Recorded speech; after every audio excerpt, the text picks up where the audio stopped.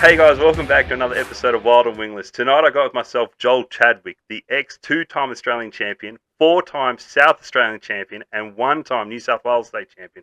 Joel, how are you tonight?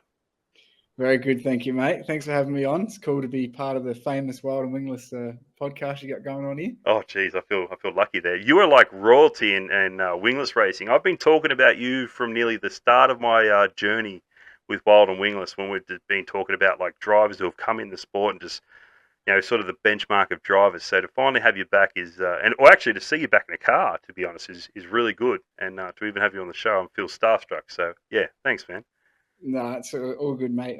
It's cool to have a chat. Obviously, I was very lucky to have a good run for a while. Had great equipment, and doesn't matter how good you are. Sometimes you need a lot of luck. So definitely was lucky. So I'm sure you'll turn that around. Now, a lot of people know the name Joel Chadwick, like all over Australia. We know the name. As I said, I've just rattled off, 7 titles you've won. But there's more to Joel Chadwick than just those stats. So can you give everyone a brief history of how you got started in the sport and to where you are now, like on your comeback tour, I guess? So my old man raced street stocks way back in the day, and then went on to AM cars. And as things go, mum and dad split up. Mum met Greg Redette, who already had junior sedans. I ended up driving one of those, and then eventually when that finished, ended up in a wingless. That's the very short story. But and then so we battled along in wingless for a little bit. Sort of financially, it was really hard, and then Greg was able to take over a business which was doing quite well, and obviously with that financial input, we made a lot of improvements in the car. And I guess through my time then, I was very focused on racing. It was sort of my main priority. So it was every night in the shed, like most guys do. But it's just really refining what we had. And so I guess in a very short form, that's how I got to where I was. So finished up racing with Greg. I guess like sort of just run its course. We brought the team out. He was awesome. Like helped us sort of go on our own way a little bit. And then sort of just did a few years, and then obviously I had my first son, and it just really I didn't enjoy spending all the time away from the family to go racing. I guess I've always been someone who, if I'm doing something, I want to do it really well and really commit to it. And I guess being a dad for me is like my number one priority now. So really that took over my life, and I was happy to do that. Probably easier to take a step back from racing when I'd already, I suppose, achieved what I really wanted to do. I mean, you always left wanting more. But it made it probably a bit easier. And now, racing with Jake, obviously he had an accident a few years ago at Mount Gambier, which sort of put him out of the seat for a while. And he had the opportunity to put his car back together and sort of said, do you want to come drive? So we went. Now here we are, racing this year. And it's been awesome fun. But thing about doing it with one of the best mates, he understands like my family situation and that being my priority. And he's got other things that he likes to do as well. So makes it quite casual and quite easy and a lot of fun. Really enjoying the racing this year. Yeah, nice. So, well, I mean, it was a very brief run there. But so, how long have you been in the wingless division? Yeah, I was thinking about that earlier. I think I started in 2010 or 11, so a very long time. Yeah. Well, almost like just not long after it sort of started, a couple of years after it got going. Yeah. So I think when I first got into wingless in South Australia, the year before I got in, I reckon there was about 8 cars, and then the year I got in, I reckon it jumped to about 15, and then it sort of hovered there for a couple of years, then jumped to maybe like 25, 30. And then from then on, obviously, it's just gone more and more. And I think don't quote me, but there'd be over 50 cars registered in South Australia, and we often have like 40 to a Murray Bridge show. I guess, I was in it early on, and the cars were different back then, like in terms of equipment and I guess what people were doing. They were, getting all the used parts and stuff. And I think there is still a level of that now, but most of the top teams are trying to, I guess, run the new stuff. Don't want to risk breakage of old stuff, things like that. back then it was used tires all the time, and make what you could out of whatever you got, sort of thing. Yeah. I think just about every team back then had crates and crates of just random parts and stuff they got off of sprint car teams, and you just put together what you could back Yep. then. And then, obviously, as time goes, everyone tries to elevate and get better and better. And so we were fortunate enough to have people to chase locally for a while that sort of set the benchmark. And then, obviously, once we got towards that pointy end, we really refined what we had. So. Yeah, right. So, so you've been in the game for a long time. You've obviously, I know you're taking your couple of like breaks that we spoke of, but in the overall sense, how much has the game changed, even from the last time you were sort of hanging around? Yeah, it's really competitive now. Like, I'd say it's probably, I don't know, I think every year you almost think it's more competitive than it ever has been. But I guess I'm sitting back and watching that national series now, and there's pretty much anyone on those, there's 20 cars every night, or probably more, that could win. And that's just awesome. It's so good to see that for the category. I desperately wanted that when I was still racing, like sort of more full time, but it wasn't to be.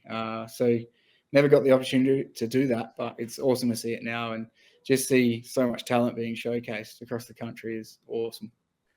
You were still in the game when we had the Super Series, weren't you?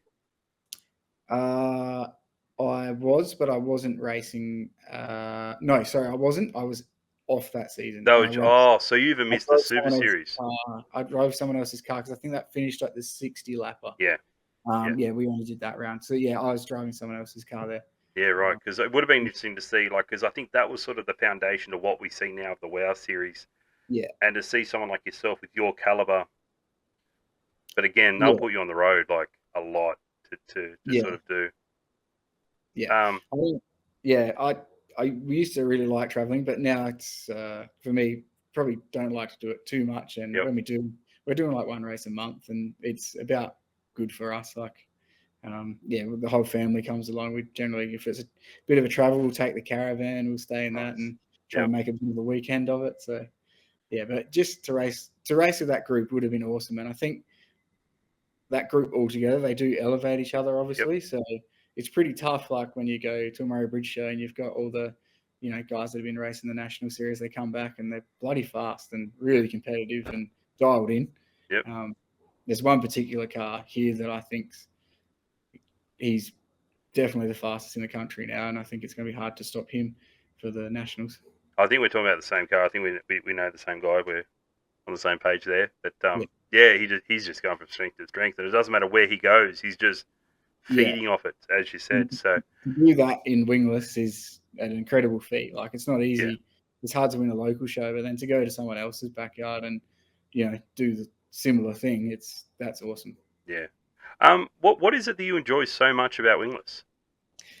Oh, probably now what I enjoy most is just sort of hanging out with my mates and having a bit of a drive, and it's good fun. And probably the challenge of having to sit back and think about it and navigate through the problems in a car, and no two cars the same, no two tracks the same. um, just that challenge of constantly having to evolve and adapt. uh, it's I think people forget with wingless, it's only a V6, they say, but we don't have power to put to the ground, so you've got to have everything right to try and make the most of what power you do have. If you can be a little bit off in a setup, and you're going to be nowhere. Yeah. So I think just that challenge of just trying to get it right all the time, and you never do, but just that challenge of perfection is I don't know, something you strive for, and I enjoy that sort of a challenge. No, absolutely. It's well, I mean, just to see you back, like I'm sure over your time in wingless, when you were hitting those magic numbers, you would have had definitely offers about driving other divisions or other cars or something like that. And I think it's a good thing that we kept you in wingless. You probably would have liked to have spread your wings a bit, but Well, yeah, believe it or not, I've had very little offers throughout my career. really, Yeah. I guess probably more through timing and circumstances. There probably wasn't seats available when I was at my peak in, certain things. And over here, there's not a lot really around. There's not a lot of car owners, in different divisions, I guess. Um, but also, they obviously want you to take a fair bit of money with you a Yeah. lot of the time in those situations, Yep. and I probably wasn't prepared to do that anyway. And I guess maybe that was known. Not that I ever made a point of it, but and I've seen people get opportunities, say from wingless or other categories, and they sort of expect people to be fast out the box, sort of thing. It's not Yep. realistic. The expectations and yeah, all the pressure probably takes a fair bit of enjoyment out of doing it, and probably easy to fall out of love with the sport. Yeah, I think Yes. you're right there. Yeah. All right. Well, what's been your highlight for this season at least? Oh, highlight for this season, we haven't had a lot. We've struggled. We've had a lot of car troubles, but we're working through it. But it's hard to put a highlight for this year. We had a lot of fun at Mildura on the weekend racing around. Finally Yep. had a car that we felt like we could race with a bit. So hopefully there's a highlight still to come. For us, that'll be just putting it in the show at those titles. So that'll be our goal and see There how we you go go. with that. Well, Yeah. I think if you get Joel Chadwick comfortable in a car, look out, anything's possible. So We'll it's gonna see. be interesting. So okay, let's talk about the Australian title. Coming up, we got it at Mildura. As you said, you were there on the weekend. Did you? I sort of bang on about what we've had in the last few Australian titles. So Archerfield, then what we had at. Well, sorry, go back one more. The one at Murray Bridge was quite entertaining, I guess. Unfortunately, the weather got them, but the sort of before show, the pre-show of it, where sort of Wade Ornger sort of made all the drivers be the stars, and then they sort of you go to different tracks. And I know we went to WA, but I don't know how involved he was in that. I'm not saying too much about it because I don't know. But anyway, Archfield, then Lismore was to me, Lismore was almost the benchmark. It just it set the drivers up there. It really showed that these drivers in wingless today are stars. And I Yeah. guess this is why the whole show sort of came about, is because we're not just the canteen cars anymore. As you said, we're investing a lot of money into this sport, into our race cars, all the rest. I mean, go look at helmets these days. Yeah, it's Like, crazy. I'm sure when you started, you wouldn't have seen many painted helmets or top of the line carbon fiber, Kevlar helmets like you see in wingless, for crying out loud, with all their paint jobs. So what do you reckon we're going to see for the star attraction for the Timmins Speedway? You reckon we're going to see a lot of cool stuff there? Oh, look, the last time Victoria hosted Australian title was obviously at Warrnambool, Yep.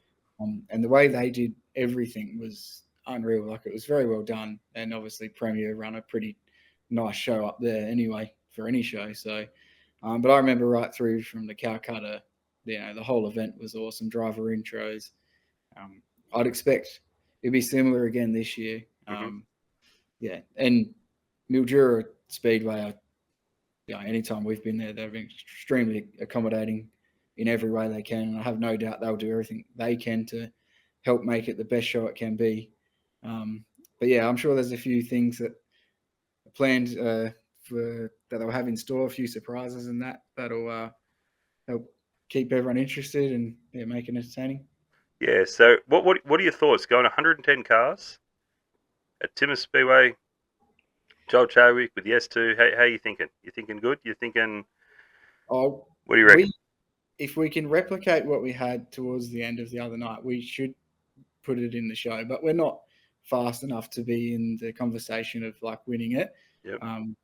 unless something dramatic happens and we land on something that really works. But we're pretty realistic about our expectations, and we don't want to set them too high because we don't want to take the enjoyment out of it for ourselves. Yeah. We've really enjoyed the weekly grind of trying to improve each week, and that's, I guess, made it enjoyable. I like that. You guys enjoy the weekly grind of trying to improve.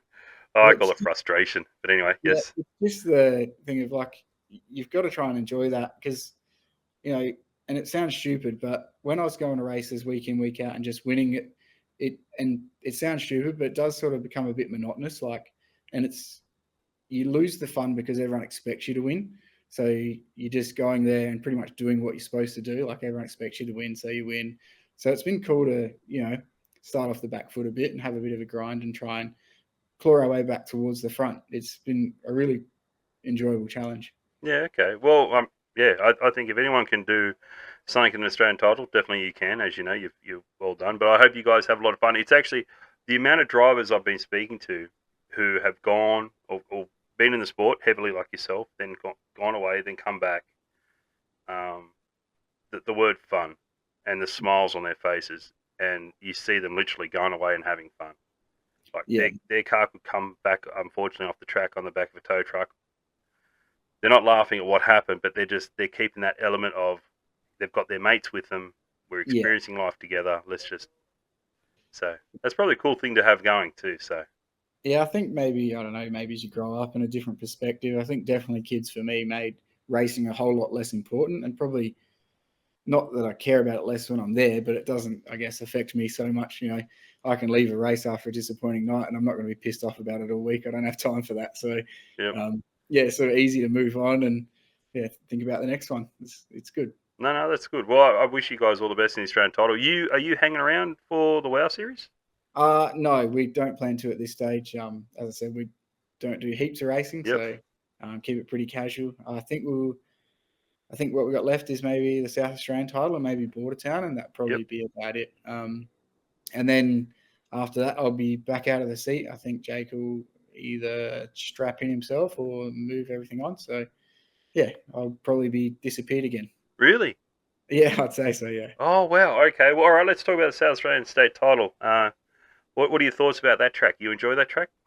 I've always struggled at Mount Gambier. Really? Like when I say struggled, I've had some nights where I've gone okay, but never felt really comfortable, Yep. which is a bit strange. But yeah, so always battled to get around there a little bit. I think I finished second in a state title there a few years ago.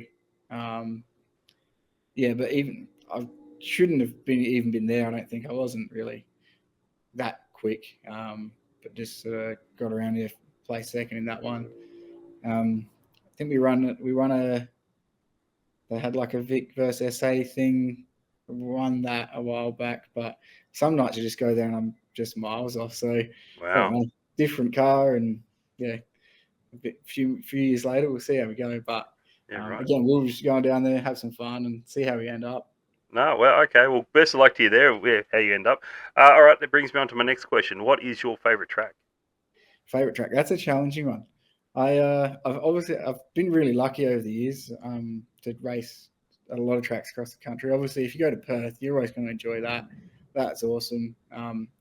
Unfortunately, the old Sydney was probably my favourite to race Yeah. on. It's unreal, yeah. Oh The wow. old Parramatta that was just so good. The way they prepare that track to have a bottom and top all the time, and Yep. a bit of a lip to rest the right rear on was just unreal. But probably more locally, obviously we've got the Pleasure Dome at Bordertown now. We got the opportunity to race there already once this year, and that was really cool. But Mildura has always been a bit of a favourite of mine. It's a good track. I probably preferred it before they widened it and banked it more. Yep. Okay. Yeah, I don't know why. I just seem to get around it better then. But yeah, still enjoy it now. So it's hard to say a favourite. I'm not sure. No, that's fair enough. I mean, yeah. All right. Well, what's been your favorite moment in the sport? Another challenging one. There's been a lot, obviously. I suppose when you're fortunate enough to achieve what I have, probably my favourite moment as a fleeting moment, I guess, was we had a South Australian title that I won, and I pulled a slider on the last turn to win it. And it was an awesome race with Joel Heinrich, and he was slowing up a little bit more in the slick than I was, and I had the car dialed and was working at him for a few laps, and then just had to pull the trigger on the last turn, and yeah, pretty much put the car in front of him and beat him to the line. Which that was obviously, to do that in a title like last turn, that euphoria at that moment was Yeah. pretty unbelievable. But yeah, hard to just say like favorite moment. That's right up there, but obviously national titles and the celebrations after. I mean, I remember the one in Sydney.